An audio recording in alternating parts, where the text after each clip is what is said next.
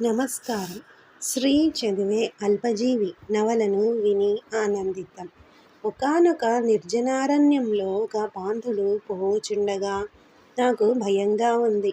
పండ్లూడిపోయిన ముసలి టక్కరి పులి అతనిని చూచి, వెన్నెల మసక వెన్నెలగా మారిందేం?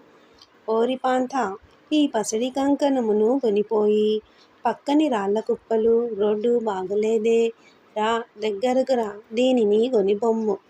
ఇలాంటి రాళ్ళ కుప్ప మీదే ఆ రోజు పడ్డాను. అమ్మో, నాకు భయంగా ఉంది. అంత నా దుష్టశార్దూలముచే ముగ్గురు కొడుతున్నారు నాలుగో మనిషిని. అమ్మో అమ్మో, నా పాంథుడు రక్షింపబడే. నాకు భయంగా ఉంది. తల వంచుకొని ఇంటికి వస్తున్నాడు సుబ్బయ్య. తన ఇంటికి కొంచెం ఎడంగా ఆగిన మోటార్ కారు వైపు చూడలేదతను. ఇంటి గుమ్మం దగ్గర సిగరెట్టు కాలుస్తున్న మనిషిని సరిగ్గా చూడలేదు. ఏమండోయ్, మీరేనా సుబ్బయ్య? ఎవరు? ఎవరెవరు? నేనే నేనే నేనే ఆహా, మీరేనా? అవునవును. అయితే చూడండి బాబు, చిన్న పనుంది, ఇలా రండి. పనుందా? అవును. ఏమిటో చెప్పండి. చెప్తా, ఇలా రండి బాబు. మనిషి బలంగా ఉన్నాడు. ఎత్తుగా జుత్తు, ఎత్తుగా మనిషి, పొట్టిగా నిక్కరు. నాకు భయంగా ఉంది.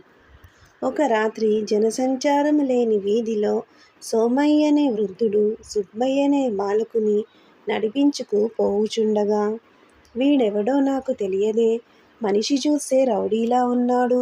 అకస్మాత్తుగా అంధకారమును చీల్చుకొని, ఎవరు మీరు? ఏం పని? రక్కసుల వంటి ముగ్గురు మానుసులు. ఇలా రండి బాబు. అతను ముందుకు నడుస్తున్నాడు. నేను రాను. నాకు రావడానికి భయంగా ఉంది. కానీ నా పాదాలు ముందుకు పోతున్నాయే, వాటి మీద నాకు స్వాధీనం తప్పినట్టుంది. ఏం కావాలో చెప్పవయ్యా వేగిరం అని అడగనా? త్వరగా రండి. రాను, వస్తున్నా. లోపల కూర్చోండి. ఇదేమిటి? వచ్చి నిర్దయతో వారిని చావమోదిరి. మోటారు కారా? ఎక్కడో చూసేనే. కూర్చోండి బాబు. తలుపు తెరిచేడు అతను. కారు లోపల ఎవరు కూర్చున్నారు? ఎర్రెర్రగా సిగరెట్లు వెలుగుతున్నాయే. ఎర్రగా ఉందే ఈ కారు. బాబోయ్, నేరాను బాబోయ్. ఎక్కడికి పోతావురా? గై గీ గుయ్. సుబ్బయ్య కళ్ళు చీకట్లు కమ్మాయి. నేను ఎక్కడ ఉన్నాను నేను? సుబ్బయ్యకి జరిగినదేమిటో గుర్తుకు రావడం లేదు. జరిగినదంతా అతనికి పూర్తిగా గుర్తుకు వస్తోంది. నేనెక్కడున్నాను? పర్వతం మించి పడిపోతున్నాను. సముద్రంలో మునిగిపోతున్నాను. ఉన్న బలం అంతా ఉపయోగించి నా తల మీద సమ్మెటలతో, ఇనుప సమ్మెటలతో ఎవరు కొడుతున్నారు దెబ్బలు? ఇందాట్లా ఎవరు ఎవర్ని కొట్టారు? అల్లప్పుడు నాన్నని ఎవరు కొట్టారు? ఇందాట్లా నన్ను కొట్టేరా? లేదే, భయపించేరా? అంతేనా? కానీ నొప్పి, ఒళ్ళంతా నొప్పి, తెగ నొప్పి. చస్తాను కాబోలు. ఊహూ, చావు రాదు. నాకు చావు రాదు. నా రాత ఇలా ఉండగా ఏమిటి చెప్పమా చేయించేరు? నా చేత నా రాత రాయించేరు. రాయిరా రాస్కెల్. సంతకం చేయరా గాడిద. చేస్తావా చెయ్యవురా? 30 ఎరుపెక్కిన కళ్ళు. తాగుడు వల్ల ఎరుపెక్కిన 30 కళ్ళు చూస్తూ ఉండగా, మరొక జత ఎరుపెక్కిన కళ్ళు గల తాగుబోతు చేతిలో సుబ్బయ్య పొడుగాటి నల్లటి జుత్తు. అదే గవరయ్య కుడి చెయ్యి. చేయిరా డర్టీ రాస్కెల్. దండాలు బాబు. నమస్కారాలు నాయనా. మీకందరికీ నమస్కారాలు. చంపేయకండి బాబు, పిల్లలు గలవాణ్ణి. ఏందర్రా? ఇద్దరే, ఇంతే. హహహ హెహెహె. ఎక్కడ్రా ఉంది నీ పెళ్ళాం? కంపునోళ్ళు. సావిత్రిని రక్షించు దేవదేవా. రాసేవా? రాసేనండి. రాసేన్. సంతకం పెట్టవేమిరా ఈడియట్. పెడతాను బాబు, పెడతాను. ఏది? పైకోసారి చదువు, అంతా వింటాం. ఏది? పైకోసారి చదువు, అంతా వింటాం. చదువుతాను. ఆగురా వెధవా. ఏమిటి వెర్రి ధోరణి? చిత్తం. చదువు వేగిరం. చిత్తం. అక్షరముల 1000 రూపాయలు అడిగిన తక్షణం చెల్లించి సుబ్బయ్య వ్రాలు సాక్షులు. ఇప్పుడేమంటావురా గాడిద కొడక, 500 ఎగ్గొడదామని చూసేవేం?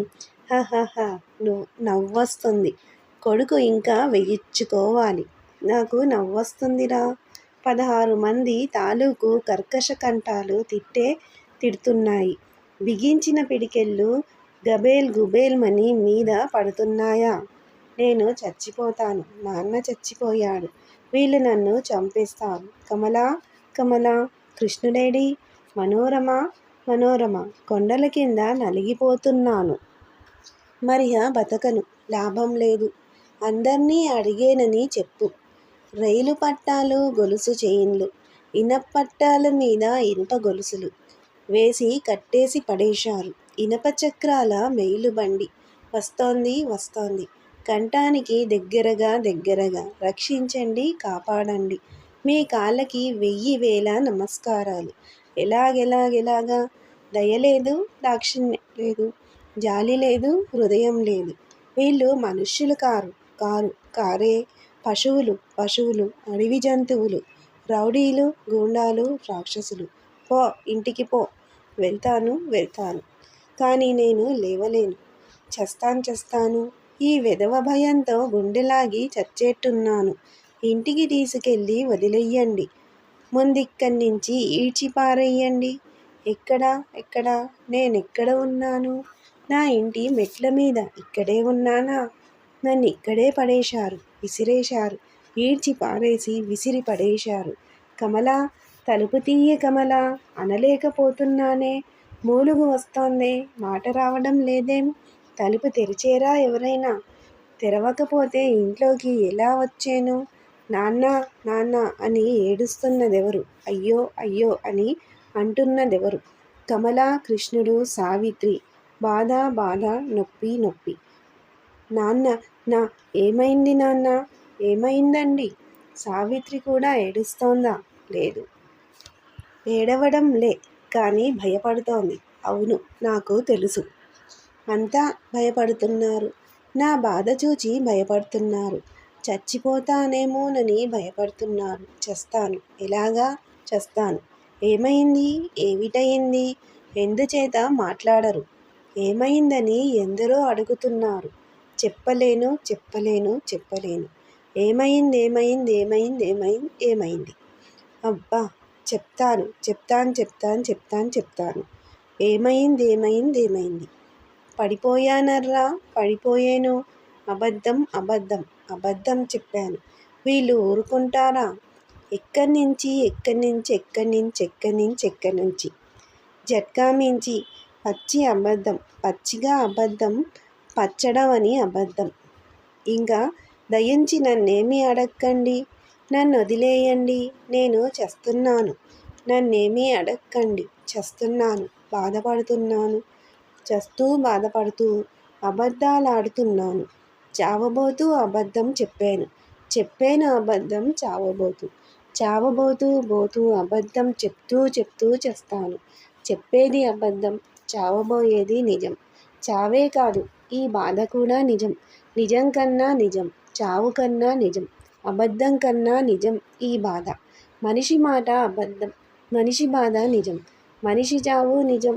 అబద్ధపు బతుకుతూ నిజం బాధలు పడుతూ అది నిజంగా చెప్తా. వీళ్ళంతా భయపడుతున్నారు. ఎందుకు? నే చస్తానని. వెర్రి వెధవలు.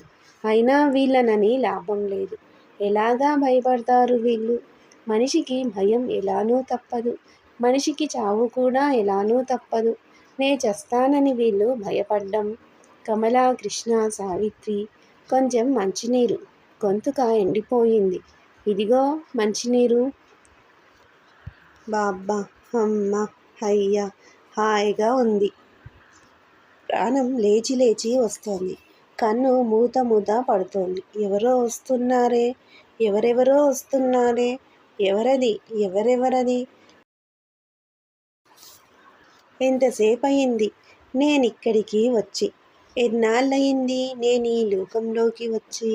ఎంతకాలం ఇలా బ్రతికి ఉంటాను? మీరు చెప్పగలరా?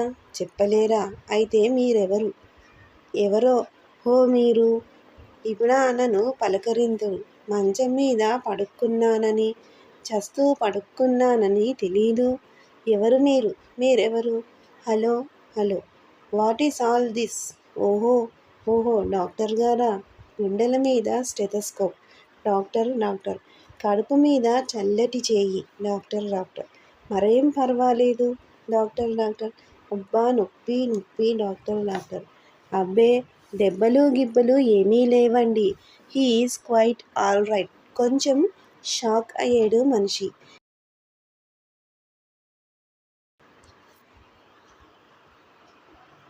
ఆ ఎఫెక్ట్స్ కనిపిస్తున్నాయంతే. నిద్రకి మందిస్తాను. మరి నే వస్తా. డాక్టర్ వెళ్ళారా? కమల ఎడవకే.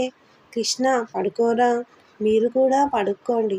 ఇదిగో ఇది తాగండి. మరిగా పడుక్కోండి. బాధ లేదు గీద లేదు. సిగ్గు లేకపోతే సరి. పడుకోండి. పడుక్కునేదా? నిద్ర రాదే రాదే నిద్ర రాదే నిద్ర రాదే నిద్ర రాదే నిద్ర నిద్ర రాదే రాదే. మర్నాడు శనివారం ఉదయం. సుబ్బయ్య తల భారంగా ఉన్నది. సుబ్బయ్య మనసు భారంగా ఉన్నది. సుబ్బయ్య ఒళ్ళు నొప్పిగా లేదు. గత రాత్రి అంతా కలిసి గవరయ్యింట్లో అంతా కలిసి చంపేస్తారేమో అని భయపడ్డాడు. ఎవరూ కొట్టలేదే. సిగ్గు సిగ్గు వెధవది సిగ్గు సిగ్గు. జుత్తు పట్టుకున్నాడు. గవరయ్య సుబ్బయ్య జుత్తు పట్టుకున్నాడు. వెధవబ్రతుకు నరకం యమయాతన. కొట్టలేదు నిజమే. కానీ ఇంతకన్నా ఏం కావాలి? ఏం చెయ్యాలి? అందర్లోనూ బలవంతంగా రాయించేడు. ఎవరో వాళ్ళు ఏమో. కానీ ఏం చేసేది రాయక? 500 ఇచ్చుకోనక్కర్లేదు. 1000 రూపాయలు మాత్రం నిక్కచ్చిగా ఇచ్చుకోవాలి. ఎలా ఇచ్చుకునేది? సుబ్బయ్య తల భారంగా భారంగా ఉన్నది. సుబ్బయ్య తల తీవ్రంగా పనిచేస్తోంది. అతని తలలో ఆలోచనలు జోరుగా జోరుగా పరిగెడుతున్నాయి. గోడమీద సుబ్బయ్య గదిలో గోడమీద గడియారం మెల్లిగా మెల్లిగా నడుస్తోంది. నెమ్మదిగా నెమ్మదిగా కదులుతున్న ముళ్ళు 9 9 అవస్తోందని చెప్పగా గడియారం విధిలేక 9 గంటలు కొట్టింది. అతని తలమీద ఎవరో ఠంగ్ ఠంగ్ అని కొట్టినట్లయింది. ఎవరు కొడుతున్నారు? ఎవరూ కొట్టలేదే. అవును, ఎవరైనా కొడితే తల ఇంత తేలిగ్గా ఉంటుందా?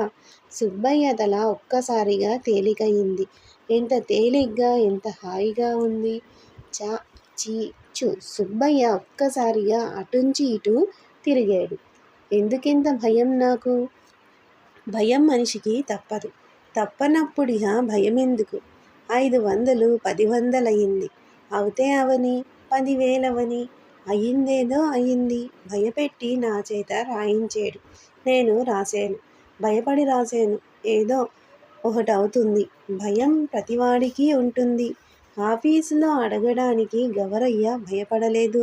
ఇవాళ నా చేత రాయించగానే సరా ఏదో ఒకటవుతుంది అనుకొని బాధపడి మరిహ లాభం లేదు. ఆ రోజే తర్వాత సుబ్బయ్య చెప్పాడు. రాత్రి జరిగినదంతా సవిస్తారంగా చెప్పాడు. పోతన్న, వెంకట్రావు, అవధాని, మనోరమ నలుగురితోనూ చెప్పాడు. పోతన్న సుబ్బయ్య చెప్పినదంతా విన్నాడు. అందుకు అంటే గవరయ్య చేసిన దానికి అతను ఆశ్చర్యపడలేదు. కోపం ప్రకటించలేదు. పోతన్నతో చెప్పిన తరువాత భోగట్టా అంతా సుబ్బయ్య వెంకట్రావుతో చెప్పాడు. వెంకట్రావు కోపంతో మండిపడిపోయాడు. ఆఫీసులో అవధానికి భోగట్టా తెలియజేశాడు. అవధాని కోపంతో గవరయ్యని బూతులు తిట్టాడు. సాయంకాలం మనోరమతో చెప్పాడు. తనకు కలిగిన కొత్తమాదానికి తెలియజేద్దామనే ఆతృతలో ఆమె యందు కలిగిన భయం గురించి మర్చిపోయాడు సుబ్బయ్య. ఆమె కూడా అతను చెప్పినది వినడంలో తన విషయం మర్చినట్లుంది. అయ్యయ్యో, మీతో చెప్పడం మర్చిపోయేను. కానీ నిన్ననే జ్ఞాపకమొచ్చిందండి. ఈ గవరయ్య మా ఊరువాడేనండి. గంగమ్మ కొడుకు. చిన్నతనంలో వాళ్ళ నాయన రంగం పోయాడు. తరువాత గంగమ్మ కొడుకుని తీసుకొని ఇటువైపు వచ్చేసింది. మా ఊళ్ళో ఉన్నప్పుడు మా ఇంటి పక్కనే ఉండేవారు. నేను చిన్నదాన్నైనా అప్పట్లో నన్నెరుగుదురు వాళ్ళు. సుబ్బయ్య ఆశ్చర్యపోయాడు. ముందుగా భోగట్టా విన్నా పోతన్నా. సరేలేండి సుబ్బయ్య గారు, భయపడకండి. నేనుండగా మీకే భయమూ లేదు అన్నాడు తాజాగా. జరిగినది తెలుసుకున్న వెంకట్రావు, గౌరయ్య గాన్ని నరికి పారేసి నోటు తెస్తా అన్నాడు.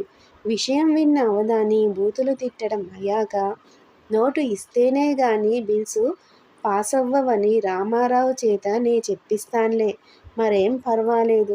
ఆఫీసులో ఆ మాత్రం యూనిటీ ఇంకా ఉందిలే. ఇన్ స్పిట్ ఆఫ్ రామస్వామి అన్నాడు. గవరయ్య నన్ను బాగా ఎరిగి ఉండాలండి. గంగమ్మ నన్ను చూస్తే ఎంతో ముచ్చటపడేది. రేపెద్దున్నే వెళ్ళి సెటిల్ చేసుకు వస్తానుండండి అన్నది మనోరమ. అయ్యయ్యో, ఆడమనిషివి, నీకెందుకు నా గురించి అంత శ్రమ అని సుబ్బయ్య ఆమెతో అనలేదు. ఆదివారం సాయంకాలం 5 గంటలకి పోతురాజుని పిలిచేడు గవరయ్య. పోతురాజు, అయితే ఆ నోటు వాడికిచ్చేద్దాం. అదే మంచిదండి. పాపం మా ఊరు పిల్ల వచ్చి అడిగింది కూడాను. అవునండి, వాడి మీద మనసుతో ఉన్నట్టుంది పాపం. అవునండి, వాడు వెధవని చెప్పినా విన్నది కాదు. దానికి మనమేం చేస్తామండి. ఆ వెధవ దీన్ని కూడా ద్రోహం చెయ్యక మానడు. అవునండి, పాపం అమాయకురాలు. చిత్తం అలాగే కనిపిస్తోంది. మా అమ్మకి ఎంతో ఇష్టంగా ఉండేది. అలాగండి. అవున్రా, పాపం దాన్ని కష్టపెట్టడం నాకిష్టం లేదు. చిత్తం, నోటివ్వనంటే నొచ్చుకుంటుంది. 500 కావలిస్తే తను తీర్చుకుంటానంది. ఈ నవల మీకు నచ్చితే సబ్స్క్రైబ్ చేయండి, షేర్ చేయండి, లైక్ చేయండి, బెల్ ఐకాన్ను ప్రెస్ చేయండి. శ్రీ ఛానల్ ఆడియో నవలను వింటున్నందుకు ధన్యవాదములు.